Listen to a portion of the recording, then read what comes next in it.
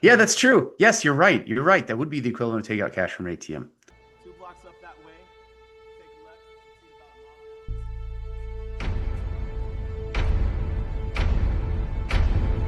left. Holy fuck. Thank you, dickheads. Oh, you're very good, Rafi. That's very, very good. Yeah, I just thought of that.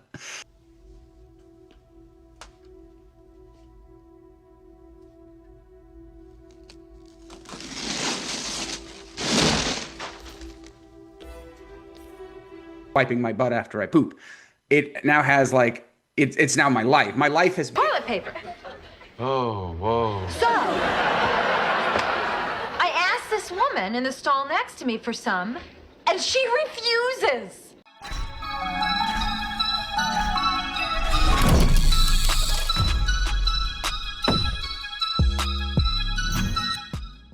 Hey guys, Ralph here from the Endgame Investor with this month's edition of the Bitter Endgame Draft with Phil of the Bitter Draft. Check his channel out on Rumble. There will be a link in the description below or in the pinned comment. We'll decide which one to do when I publish it.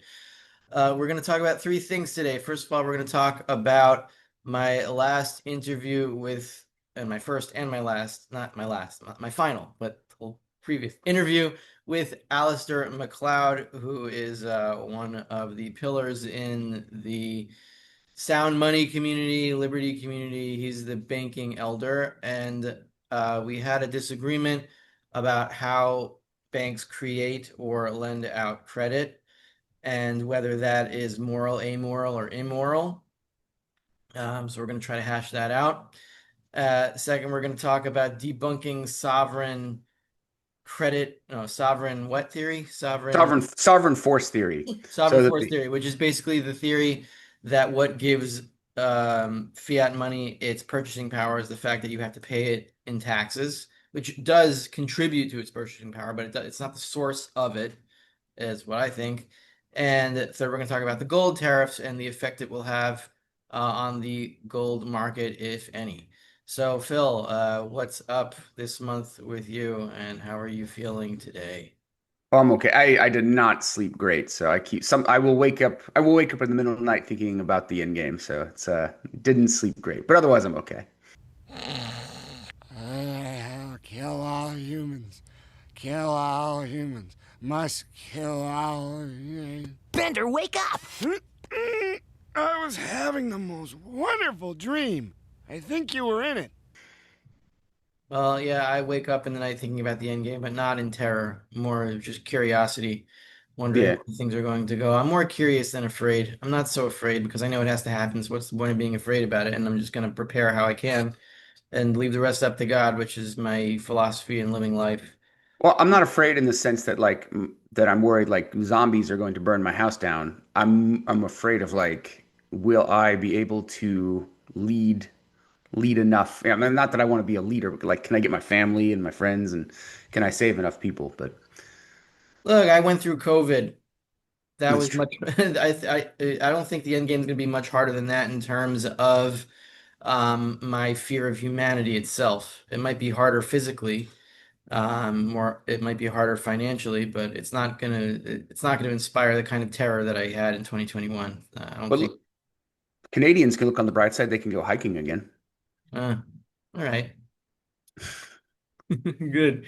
Okay, so we're gonna talk first about Alistair McLeod. If you haven't watched the interview with him, then I recommend you do that. But it's kind of long, so if you want a short version, check out his Substack, and I'll put a link to that in the description below also.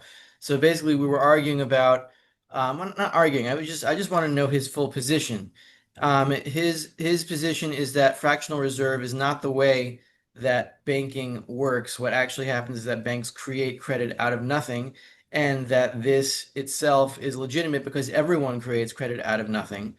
If Phil loans me $10, then he credits me with $10 of his credit, and then I have to pay it back because I have a credit score with Phil, right? If he's buying me a beer or something like that, and if I don't pay it back, then he's not going to loan me any more money. And so all debt is credit. It's just different words for the same thing on different sides of it. And if I give him a note that I owe him $10, that is credit, but it doesn't really have much liquidity. So my issue with McLeod was that he's saying that banks loan out credit out of thin air, which is true, but it's a credit that has liquidity, universal liquidity among the entire world because everybody uses dollars. So that itself is unfair, and that is what theft is. Now, in a free market, a bank would be able to loan out credit out of whatever it wanted to. It could loan it out against deposits if it had in a fair bank system. It could loan it out against deposits if the depositor agrees and says, okay, loan out my deposits and then pay them back in such and such a time. And that's totally legitimate. Or it create credit out of thin air and back it with whatever it has in its basement if it wants to do that. Or it could back it with nothing and then challenge people to call in that credit note and then take the money out of whatever assets the bank has and get the bank in trouble. It doesn't really matter what the bank does, is my position. What matters is that it pays the credit note, however it pays it. And that's what a bank would have to do. Now, I wanted to get your take on what McLeod said. Could he be right? I mean, what do you think actually happens in the banking system? Do they create in today's banking system? Do they create credit out of thin air, or do they loan out deposits, or is it some combination of both? No, it's definitely the latter. No, the former. It's definitely the former. But I got several emails after that video saying, well, that was, they were sort of asking why we didn't push back on McLeod a lot. And I think you were right. I mean, our main purpose was just to hear what he had to say. I mean, you don't invite a guy for an interview and then if he says something you don't like, you, oh, whoa, we're going to talk about this point for the rest of the interview. Yeah, yeah. And But plus he's my elder. Like uh, I'm not gonna treat him that way. A lot of what he says is really great, and yes. I'm not gonna start an argument with him. I want to stay friends with him, and I don't really care what he believes because I know he's a good man. Yeah, that's what I said. In my replies, I said he's a very honest man. He's an honest and integrity. He's an honest man of integrity, clearly. But I mean, he's a banker. He grew up in the banking system, or he had his career in the banking system. There you go. There you go. Thank you, sir. There you go. There you go. There you go. And I don't think he wants to think of his career as having written bad notes that were not redeemable. So What is this? Where's all the money? That's as good as money, sir. Those are IOUs. he thinks of credit as something that banks can generate and lend out, and that it's that's not fraud, it's normal bank function. Now he's our elder, but he's not old enough that he remembers honest money or an honest banking system. That was what, pre 1933, or pre 1913. He definitely wasn't banking back then. So he grew up in the same, he worked his entire career in the banking system, in an inflationary banking system where every single bank has to lend credit out of thin air. In fact, if you tried to run a full reserve bank off of the Federal Reserve notes, you'll go out of business. You could do it with gold. You could try doing a full reserve bank with gold notes, but then you're gonna, the authorities are gonna Peter Schiff you. But if you try to just like if I tried to run a fiat bank or a bank with the fiat dollars, and I said I'm just going to run it the way they ran it in 1912, you won't generate any. Your interest Yeah, rates, you'll go out of business. That's why I yeah, said your that interest the rates current to loan system are going to be too low. mandates fraud. You have to commit fraud. Yes, It's the same thing with the yes. pharmaceutical industry. You have to commit fraud in order to compete, which is why the medical system is how it is. It's all the same thing. Yeah. So because everyone is doing it, and Alistair McLeod, I think, thinks of it in a legal sense, where it's like it is legal, legally. So therefore, it is okay to do. Otherwise, it would be illegal. So he's sort of saying, well, this is, the banks are legally allowed to do this, so therefore it's fine. I still describe it. It's not fraud because it's legal. I guess that's what I would say. I would just say I would respond by saying it's legalized fraud. But like, do I think he did something wrong? No. I mean, he was in the banking system that he was in. There's nothing to do except go back to a gold standard. So I don't fault him. I wasn't mad about him that he had a different view. But I do think his view of banking is not correct, at least from the Austrians. The Austrian school is extremely clear. You printing notes for money you don't have is a form of fraud. So That's my position.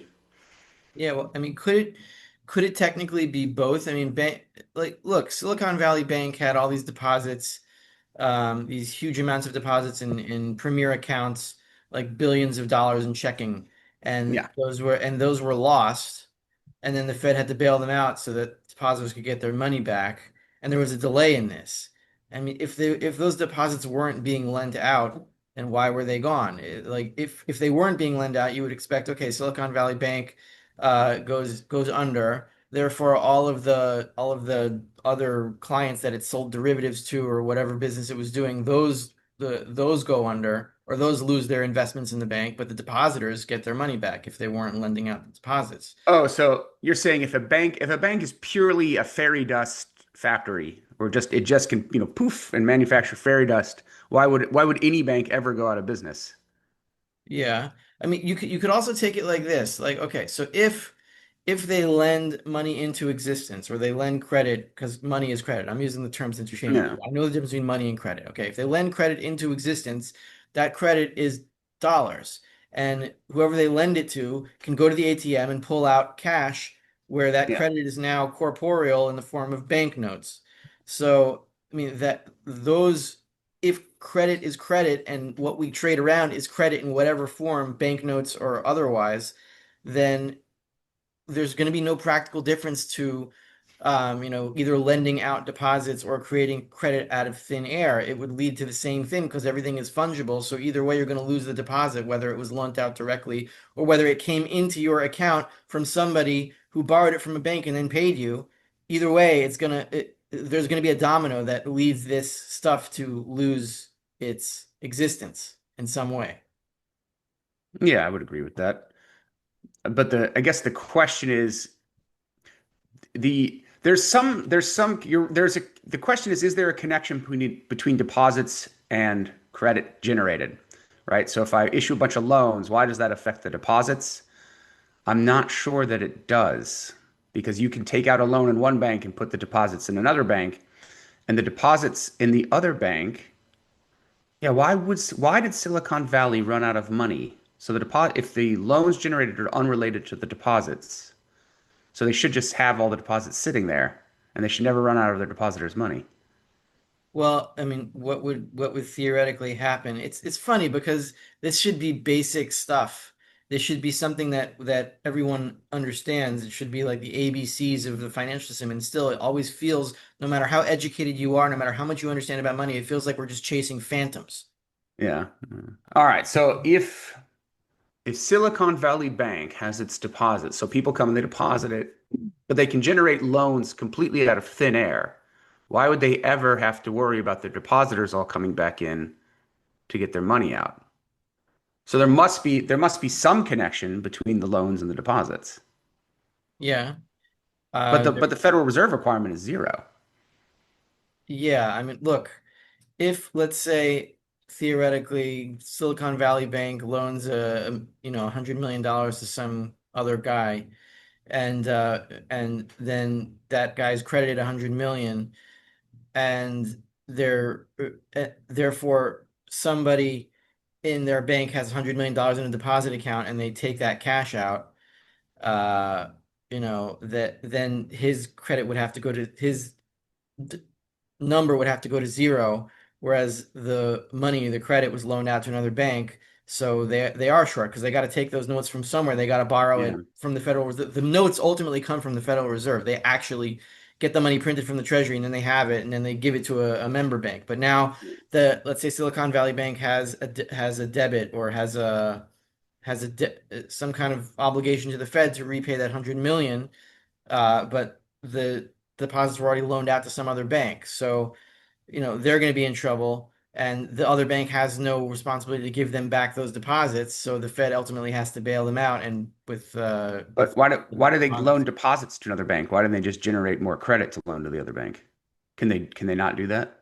Even if they do generate more credit from the other bank, Yeah. right? Let's say they do and they don't loan out the deposits. Um, if they just generate the credit, then the other bank has that money or has those dollars in its bank account. and they would still have to purchase any cash notes from the Federal Reserve to replenish this guy's deposit account. And they don't have those notes. But then if they don't pull them out, then it shouldn't matter. See, that's what I'm. This is the phantom chasing again. It's like, Yeah. how do you figure this out?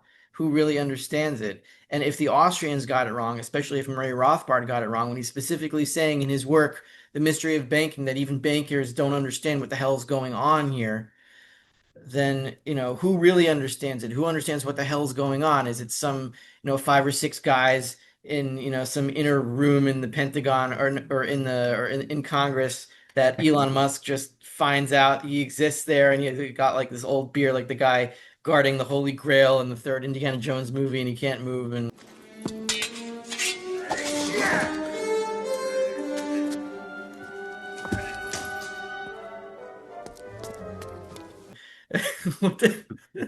whatever is going on, the fact that it's so difficult to corporeally understand in the most basic sense shows you that this whole thing is just a bunch of phantom chasing, and when the phantoms run out, there's not even a ghost in the machine just stops floating. Yeah. I mean, bank credit is credit for Federal Reserve notes. So at some point, somebody is walking into the bank saying, "I want cash," and that's where there's a problem. It's not just purely because they can generate all the bank credit they want, but I think they would have trouble if someone's actually asking for the paper. Then they're gonna have trouble. I don't think that that's even the ultimate limit, because let's say it's a cash only society, and like let's say China, you're not allowed to use paper notes anymore. There's still got to be an end to this. And Yeah. so then theoretically would the end only be hyperinflation of the value of the credit to digital credit notes? Whether they're CBDC or something else doesn't make a difference, but Yeah. So would a deflation become impossible in a situation where banks can issue infinite credit? maybe Yeah. that's the ultimate question. Yeah. That might be true. But then why did Silicon Valley Bank go under is the question. If they could just generate like, oh, here's your deposits. Because Hmm. could they credit themselves? I don't know. Can you credit yourself the deposit money that you spent somewhere else? If it, it's I'd have to think about this more. I can't I Uh, can't reason it out. It's so weird. This is another one. This is one for next time. Yeah, this is why there are so many regulations in the banking sector, because you're trying to stabilize a pyramid or a structure that is ultimately floating in the air on nothing but assumptions. Yeah, yeah. So trying to the regulations are there to give it a veneer of like respectability or reality. Yeah. I mean, they always say, they're always, oh, we got to pass new laws to regulate the banks so they don't lend out, to people not without incomes, without jobs, that kind of stuff. Well, so ultimately my conclusion from this is that it doesn't matter whether banks loan credit into existence out of nothing or loan out deposits. It in the end, practically, it doesn't make a difference, because either way, as we see, depositors are going to lose their money or their dollars unless the Fed steps in and replenishes them and puts all the bad debts on its own balance sheet. Yeah, that's true. That's true. It doesn't really matter, does it, Rafi? Because it doesn't matter how Silicon Valley Bank went under. The fact is that Silicon Valley Bank did go under and had to be rescued by the Fed. Yeah. And so if that happens to Silicon Valley Bank, it can happen to any bank. Yeah, so we can argue about the mechanics of it, but in the end, all dollars are fungible, however they're created, and they're not going to continue this way. And in the end, it's all going to go back to gold. On a gold standard, the banks will be in competition with each other, and they will challenge each other to actually deliver upon the gold that Right, they that's say. what I was going to say. Is if Oh, we're okay. on the gold standard, then the honesty uh will recorporealize, will I don't know, energize, Materialize. materialize. The honesty will materialize out of necessity, right? Right, because banks can always attack each other, and that was in It's a Wonderful Life, where Potter's bank challenged George Bailey's bank and said, "You don't have the money you say you have." Right, so Mhm. banks can do that to each other. So Alistair McLeod will happily, the Alistair McLeods of the future on an honest gold standard can happily bank away, knowing that what they're doing is, fully on the up and up, and it's not, banking is not some sort of wicked institution when the money is honest. Banking is only a wicked institution when the money is dishonest. Right. So if we take this uh, a step down in the pyramid and talk about something that is actually very physical and corporeal, you could take the pharmaceutical industry. Right now, their business model is the Federal Reserve of the pharmaceutical industry is the FDA, right? And the FDA is controlled by people that are controlled ultimately by the pharmaceutical industry. It's their own circle jerk of immoral, disgusting poison, right? And they have all these tricks to make you believe that they're actually checking safety when they're not, including, testing, placebo-controlled testing that isn't placebo-controlled, only pretends to be, that kind of stuff. And all these others, that's just one of them. But so if we take that example, where the business model is keeping the FDA approving your drugs through some kind of trickery where they get paid through the back door, the revolving, whatever. And it's almost it's obvious. It's so like they end up the CEO or someone high executive in a pharma company ends up on the recommendation committee of the FDA or on the FDA board or whatever it is to recommend a drug and get paid. Like it's just so clear. And it's the same thing with the Fed and the banks. So in a world where there is no Federal Reserve, money would have to be honest with different banknotes with different, I don't know, you could say stripes on them. This banknote comes from that bank, this banknote comes from that bank. They're basically all dollars, maybe so they all have George Washington on them or whatever. Even if they don't, it doesn't matter.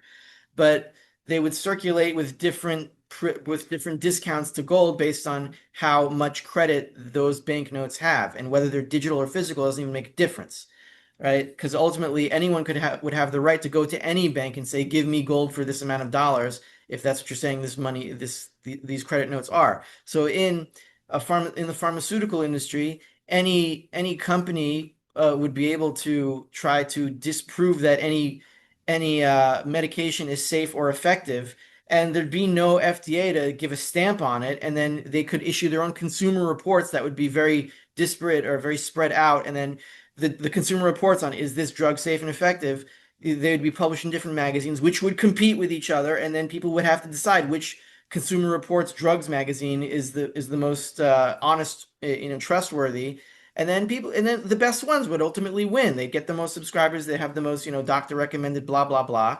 And then you'd ultimately find out by the market which drugs are safe and effective rather than relying on 10 or 20 people that are controlled by the pharmaceutical industry because they get paid backdoor from the same goddamn company. Yep. Okay. So yeah, we have a problem of centralization. Ultimately, the solution is not RFK's.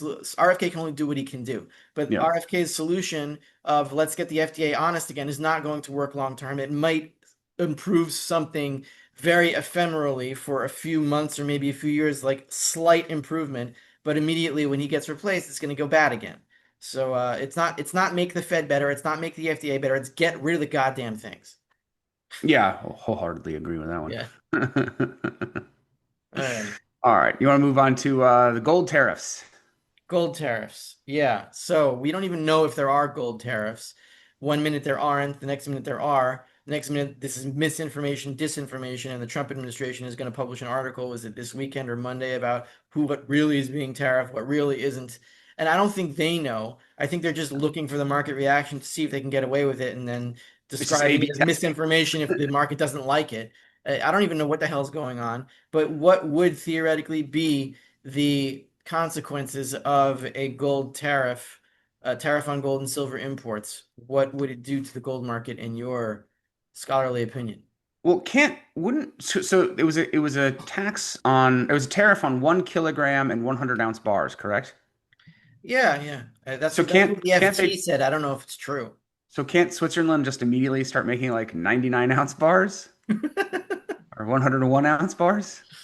Oh, Like it's okay. not So you're how saying hard they is could it to just like technically get out of it, or yeah, well how hard is it to do that? Is it hard? I don't know. Like is it hard to reshape the bar mold to add an ounce or just put a little dollop? Each one has like a little Hershey's Kiss dollop on top.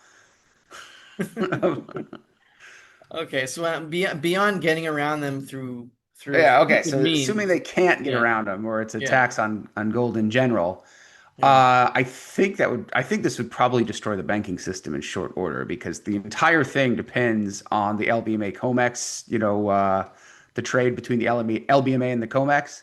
So if you actually halt the gold moving, then some of those trades cannot be completed, and then you have a disconnect between the two. So I think you got the call from like JP Morgan was like, you are going to blow up the entire thing if you do this.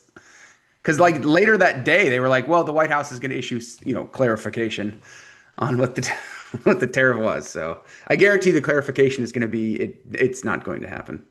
Well, just in terms of before it will destroy everything, what are the mechanics of how it stops the flow, how it stops the trade, and then what happens to the price of gold futures in New York? Okay, so I am not the best at this, so I will try and work through this. Correct me if I say something that is incorrect here. I'll try. All right, I can only sure, reason sure. through it myself also. This is slightly less phantom, but it's still kind of phantom. Right. So the futures contracts and the COMEX have to be satisfied by delivery from the LBMA, correct? Yes. Okay. So Well, if there is a tariff on gold moving from Europe to America, then the futures contracts just got, what was it, 39%? Yeah, so yeah, the they futures don't con necessarily have to be covered with from delivery through the LBMA. It depends on the positioning of the banks that do this. If they're short in New York and long hedging in London, then and somebody calls for delivery and their long hedge is in London, then yeah, it would have to go from London to New York. yeah.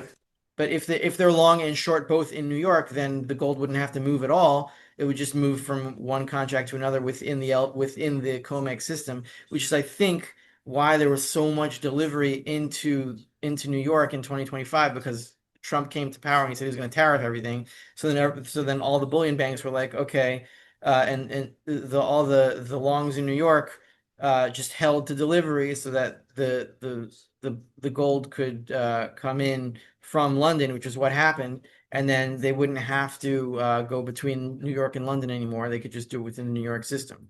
And why the question is why didn't they just do that all along? What's the advantage of going short in New York and long in London, absent tariffs, other than just going long in New York and short in New York, and then just trading around warrants? There must be some sort of price differential between London and New York. That would be the only thing I could think was Yeah, yeah, arbitrage. I mean, yeah, because they would profit off the spread. That's why they do it.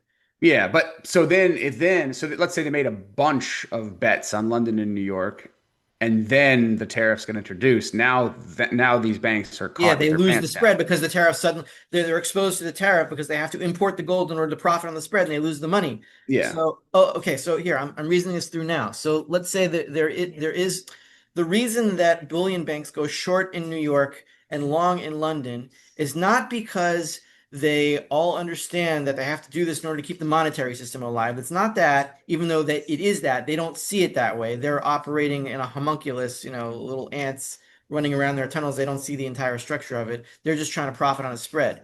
So if it becomes now they can't go long in London and short in New York, and they already got all the gold over, and the only way they can profit now is going long in New York and short in New York, that doesn't give them any spread. So they're not going to do it. And so then what's going to happen is they're not going to sell contracts short, and the trading volume in New York is going to plummet. And then that what happens is And without the shorts, price swings in New York, they get a lot more volatile because there's a lot less market makers doing anything. and might even break free too of the shorts. Because the shorts create fictional gold bars. So that would yeah, without them the gold price would be much higher. Yeah. Well, calling for delivery, if we want to superimpose this on our phantom discussion before, calling for delivery would be the equivalent of taking out cash from an ATM. Yeah. Yeah. Crazy. Yeah, that's true. Yes, you're right. You're right. That would be the equivalent of take out cash from an ATM. 2 blocks up that way. Take a left. See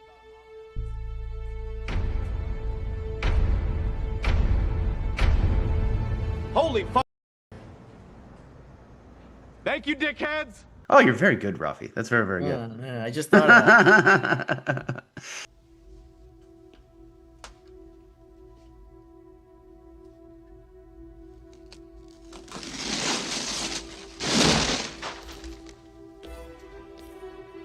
So yeah, I think President Trump got the call. I don't think they said or I don't think they called him and said, look, if you do this, our fraudulent banking system is going to be exposed, and we're going to be back in a gold standard.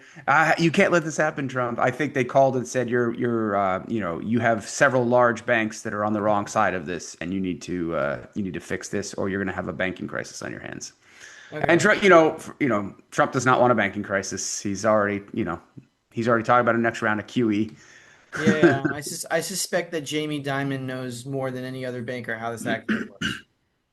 Oh yeah, do you think Jamie Dimon knows gold is money and everything? Like you think he? Maybe not in the way that we do, Yeah. but I think he understands the connection between gold and what he thinks is money better than any other banker. Um, I've I seen, mean, yeah. yeah. To know that information and to not scream it from the rooftops, it means you're a complete psycho. I just want to go to the rooftops and scream. We should go up on my roof.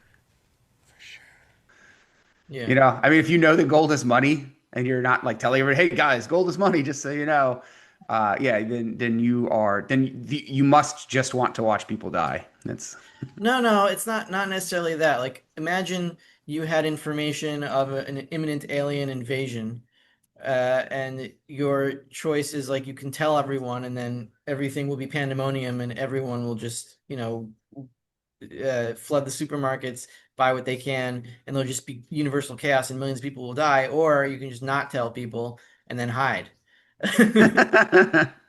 it's going to happen anyway when the aliens arrive, right? It's Yeah, just even yeah. more and more intense. But yeah, I guess maybe they're cowards and not psychos. So I guess that would be the way to do it.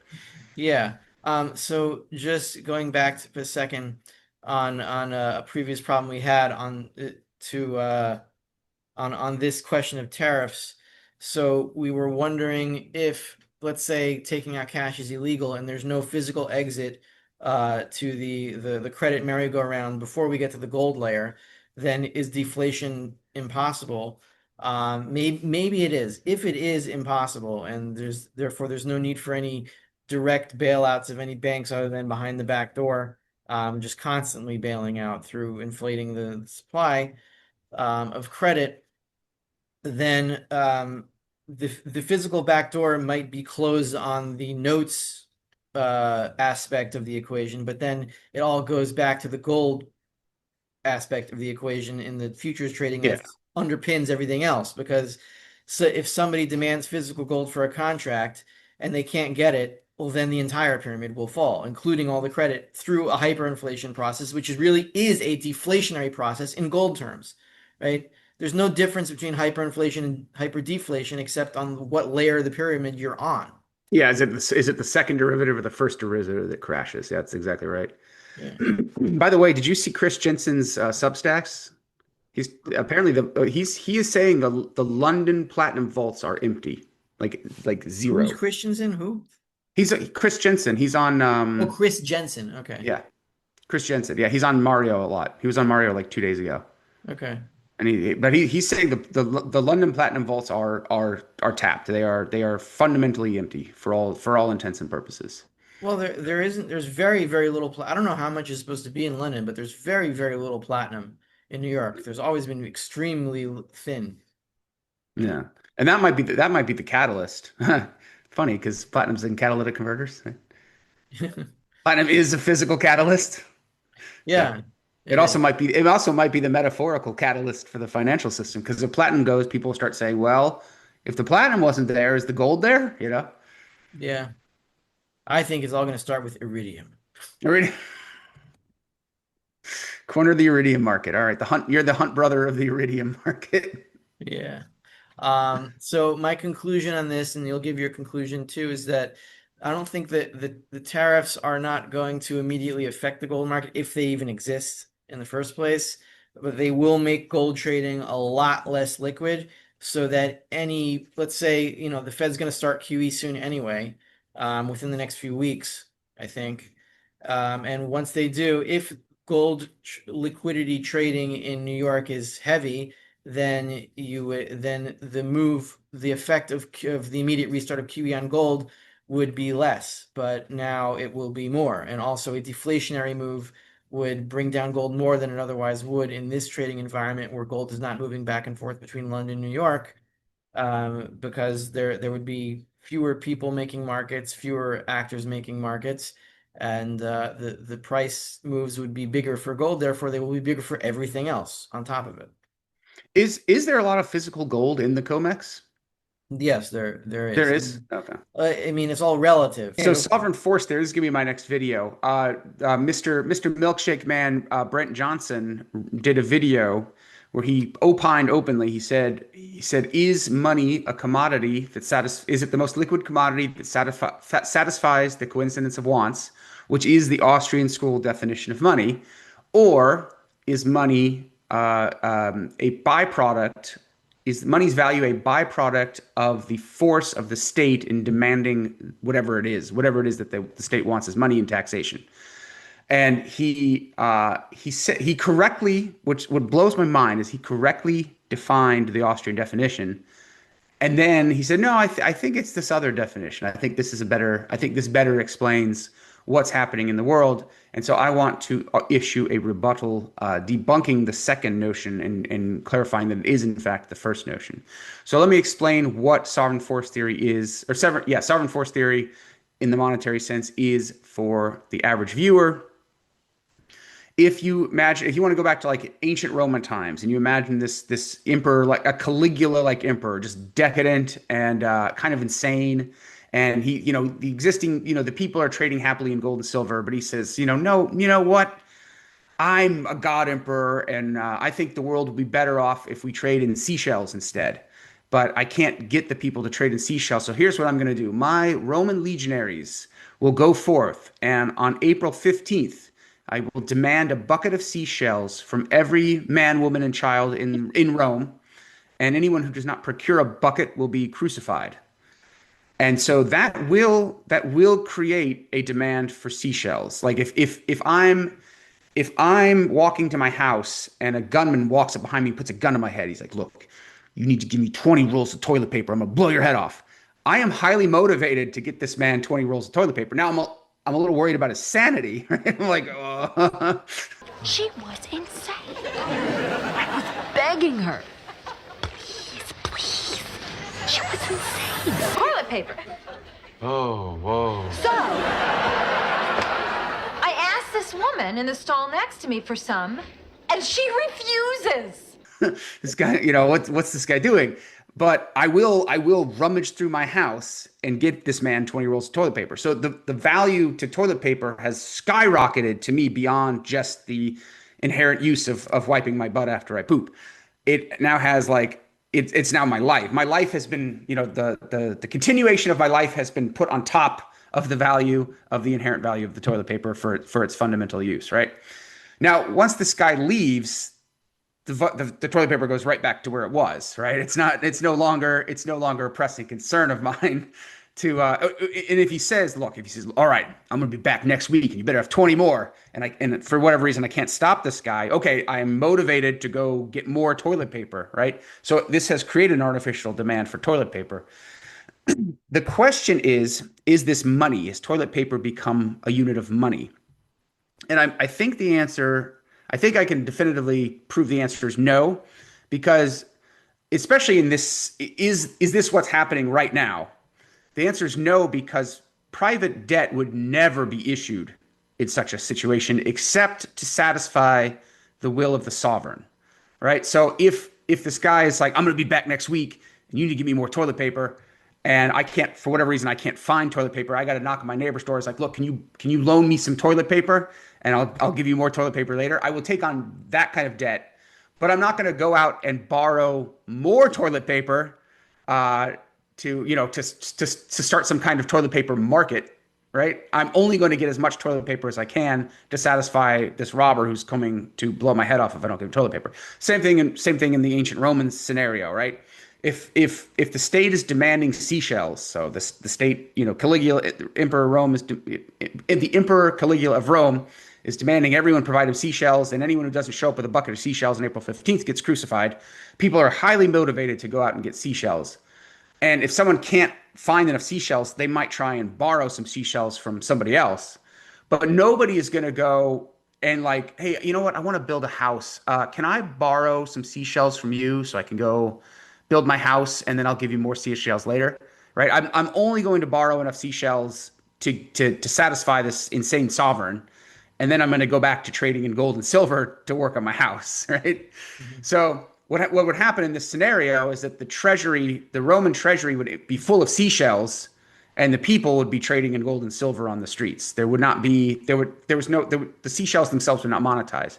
Now, as an addendum to this, could the state fund itself with these notes? So in the modern context, let's say we're in like some sort of totalitarian hellscape. It's not hard to fantasize, uh, not too much of a stretch.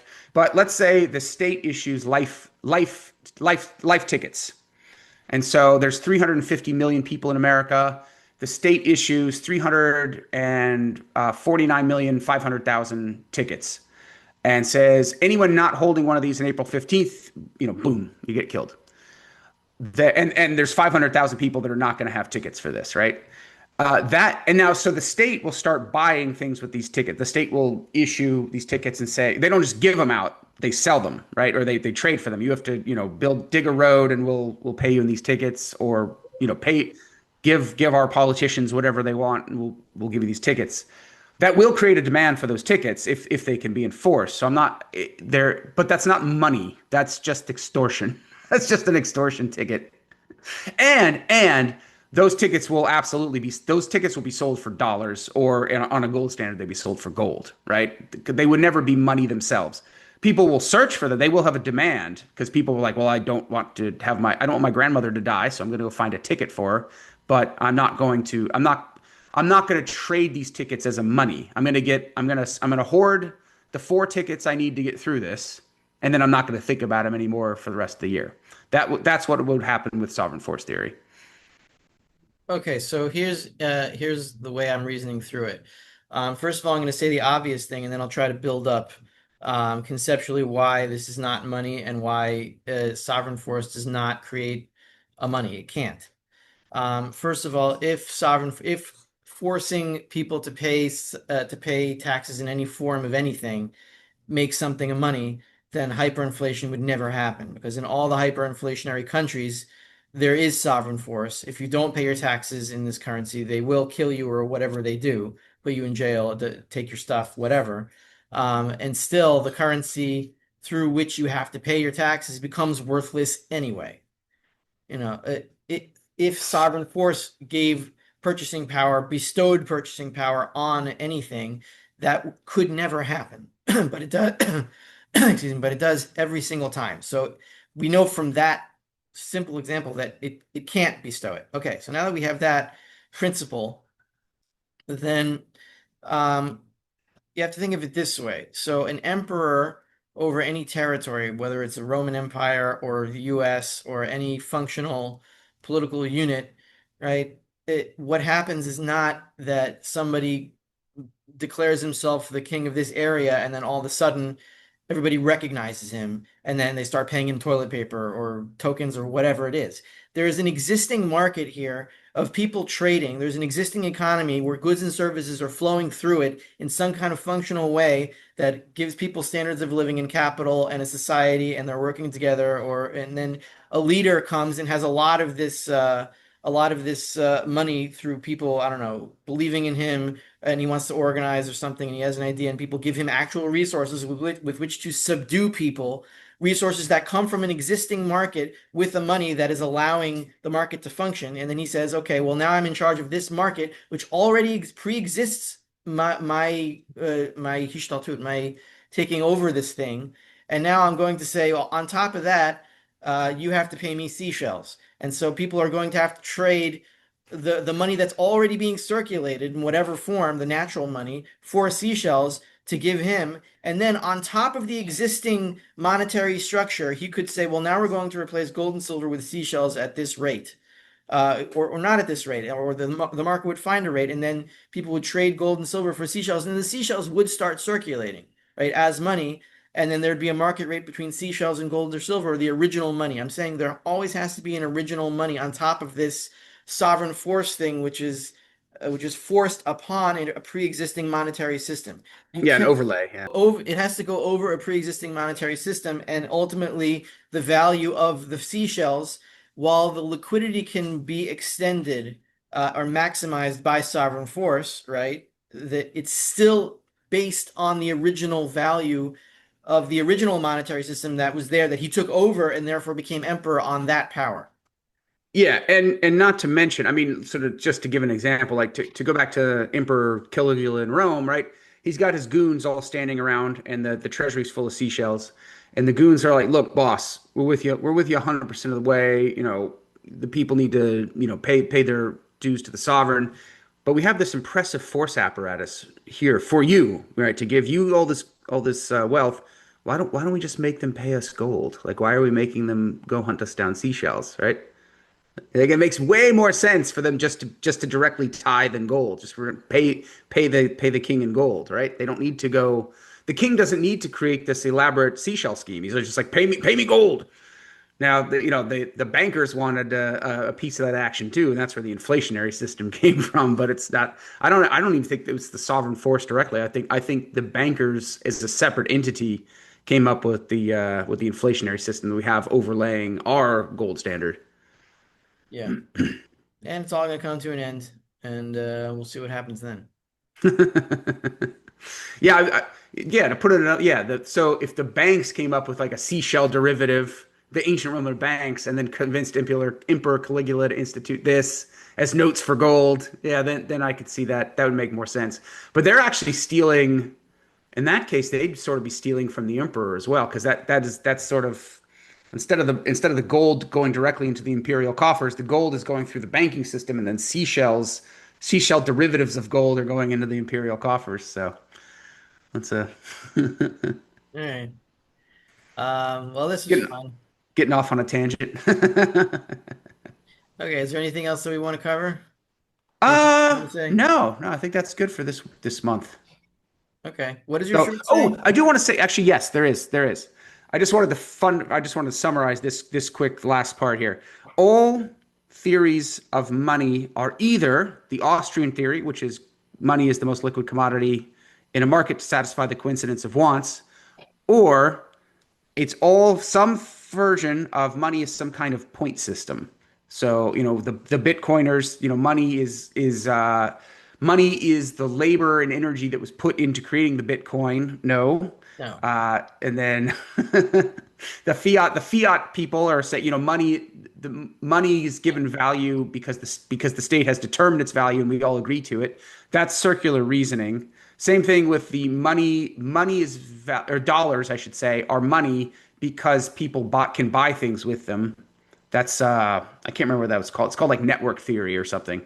But that's circular reasoning as well. And then we just debunked sovereign force theory. So it doesn't. Money is not an abstract point system. Money is a commodity. Because we've been in an inflationary system for what, a century now. Yeah.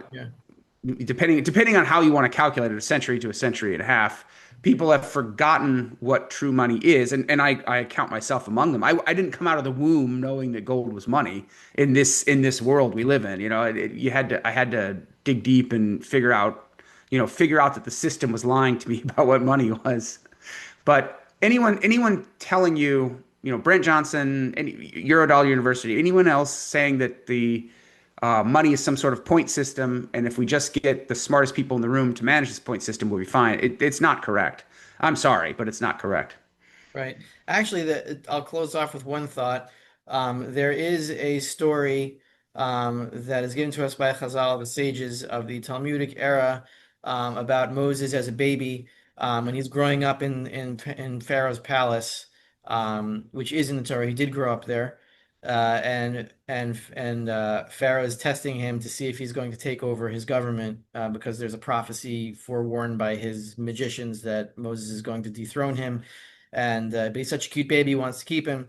So he puts coals on one side and gold and jewels on the other side, like red hot coals that glow like gold, and then gold on the other side. So and then Moses crawls to the jewels, and they say if he crawls to the jewels, he's going to dethrone you, and if he crawls to the coals, he's just an idiot.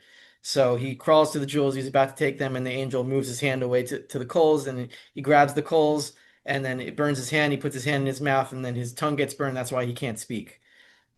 So even as a baby, one of the ways that you could take this is that natural instinct is to go for the gold, even as tiny little children who can't even walk. So maybe you didn't know that gold was money when you were a baby, but when you were a baby, I would bet that if somebody gave you, a pile of coals versus a pile of gold, you would go for the gold as a baby. Yeah, yeah, most certainly. All right.